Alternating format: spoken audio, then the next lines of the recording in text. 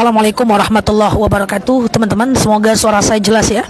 Alhamdulillah, posisi saya sekarang masih di dalam Masjid Nabawi. Alhamdulillah, tadi saya bersama jemaah yang lain sudah masuk ke dalam Raudhah. Saya mau informasikan sedikit buat bekal kita semua teman-teman yang pergi umroh dan masuk ke dalam Raudhah. Jadi saya punya inisiatif untuk menyampaikan ini kepada teman-teman semuanya. Ya, jadi teman-teman semuanya bahwa antara makam dan kuburan Rasulullah, mohon maaf, antara mimbar dan kuburan Rasulullah Sallallahu Alaihi Wasallam, mimbar itu adalah kalau kita masuk ke dalam Raudhah itu persis seperti mimbar orang sedang khutbah, ya. Kemudian itu akan berada kalau kita masuk Raudhah posisinya di sebelah kanan kita, sementara makam Rasulullah Sallallahu Alaihi Wasallam posisinya di sebelah kiri kita. Nah, ketika kita masuk Raudhah tuh pokoknya mimbarnya sebelah kanan, makamnya adalah sebelah kiri kita.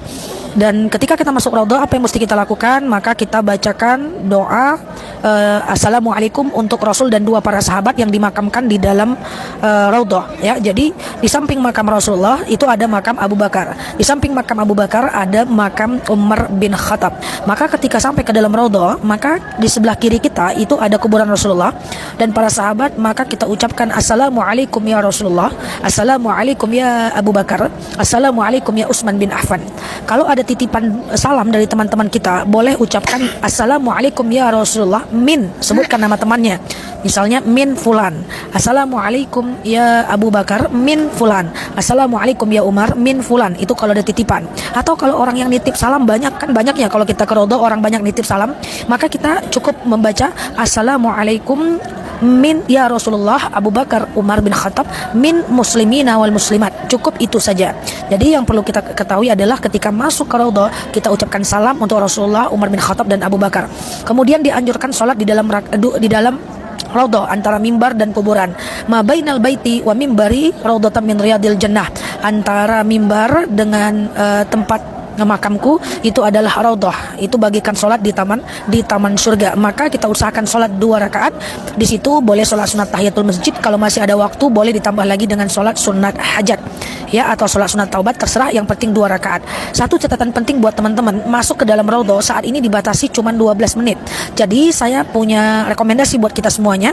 Dalam Raudhah itu yang diperbanyak bukan sholat, yang diperbanyak adalah doa, karena itu adalah tempat mustajab doa. Artinya sholat cukup 4 rakaat saja.